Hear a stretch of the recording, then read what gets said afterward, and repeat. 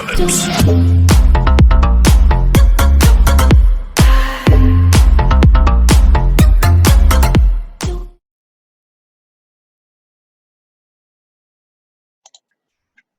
Hey, how you doing? Good to see you again, and welcome back to the show. Thanks for stopping by. Hope this is finding everybody healthy and in good spirits.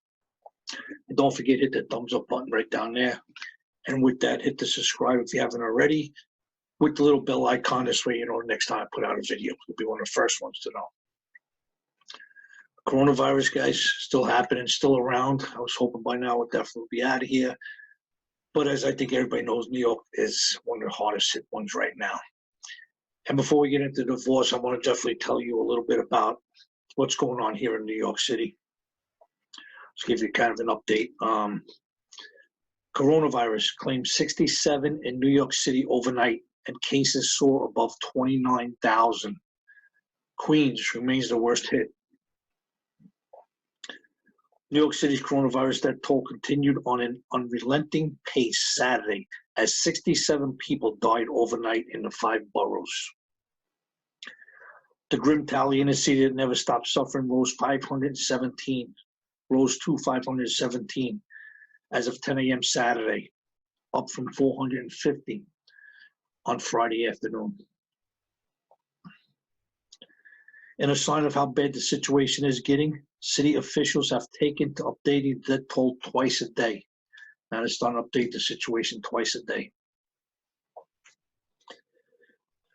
Some 85 people died in a 24-hour period ending at 4 p.m. on Friday. 4 p.m. on Friday, 24-hour period, 85 people died.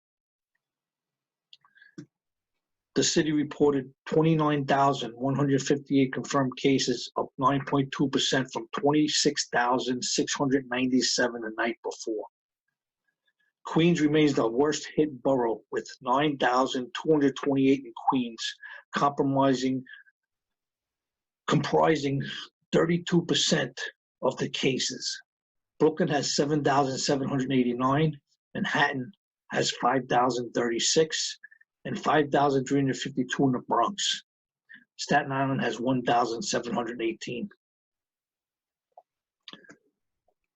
So yeah, New York here is pretty, New York City is pretty tough right now. A lot of things going on, a lot of people catching it, a lot of people dying.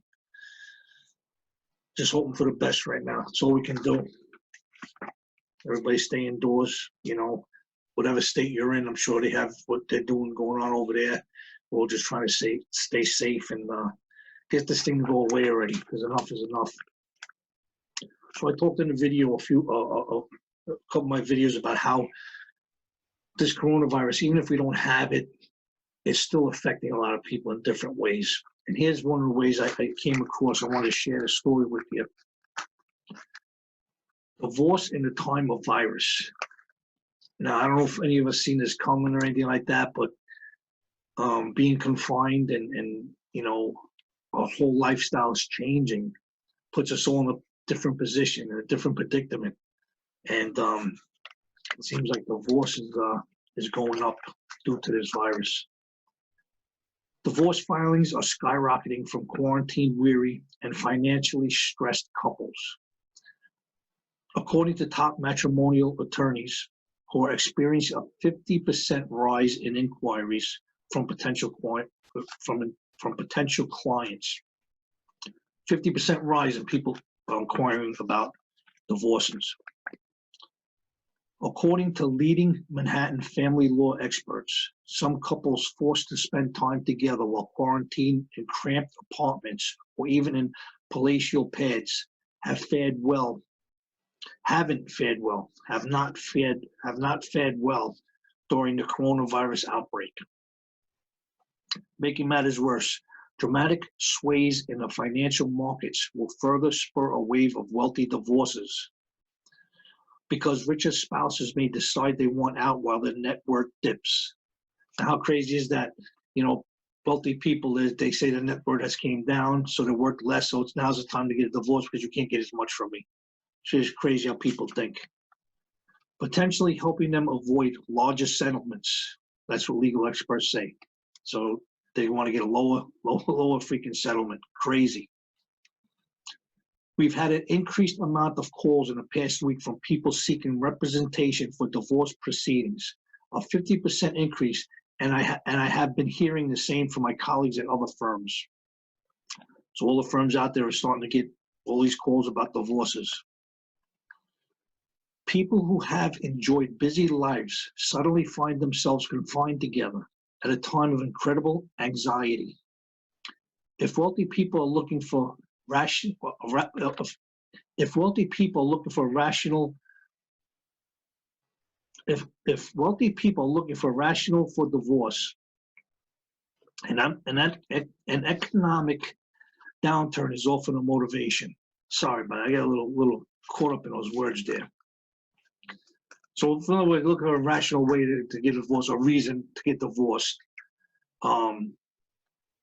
A downturn is often, an economic downturn is often a motivation.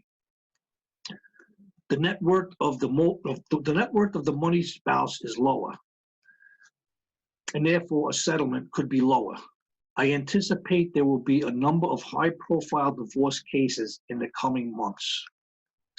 All right, so with that all messed up the way I just said all that stuff, the basic whole thing there is that these people with a lot of money figure now that things are bad, their stocks have gone down, they're worth less. I'm gonna get a divorce now. This way, when I get separated, divorced, I don't got to pay that much out. That's pretty much a layman's term with all these freaking big words here I just screwed up anyway. Melissa Doan, a couples therapist and the clinical director of the Ackerman Institute for the Family in New York City, told the Post, many fights coming out of this will stem from not having space and being overwhelmed. Adding that in Zheng, China, requests for divorce from couples coming out of months-plus long quarantines cannot be processed fast enough. So here you have in China right now, they've been cooped up with each other for months over there. Now they're coming out, and now all these people want divorces, and they can't even process them fast enough in China. Over here, they're saying 50% more people are inquiring about divorces. Mostly because if you think about it, you know, when you get married, you're working, she's working, whoever's working, and you're away at work, you come home, good to see you, haven't seen you all day, you know, and you enjoy your time apart. And then you enjoy your time when you get together. But now you're in together 24/7. What's going on? What are you seeing? You know, there might be things that you're seeing together 24/7 that you didn't realize that your spouse or your partner really does, you know, and it could be annoying to you, I guess. And on top of that, too, the financial crisis of this all. Now you're not working. Okay, so you're spending more time together, but now there's no money coming in. Now that's getting a little stressful, too. And with these high-profile rich people saying, oh, yeah, now's a good time for me to get a divorce because my money's down, well, that means you really don't want to be married anyway. You know, I guess that's what that's all about. You just really didn't want to be married. So now you're going to use this as an excuse to get out of your marriage. But yeah, just another way we're being affected, yeah, by this coronavirus. Divorce is up 50%, inquiries on it. China just came out of month-longs of quarantine. People want to get divorced. They can't do it fast enough over there. What's happening? What the hell is going on, man?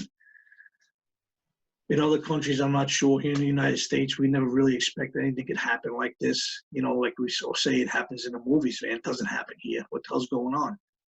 But it's a real life true thing. And hopefully we're kind of peaking out now.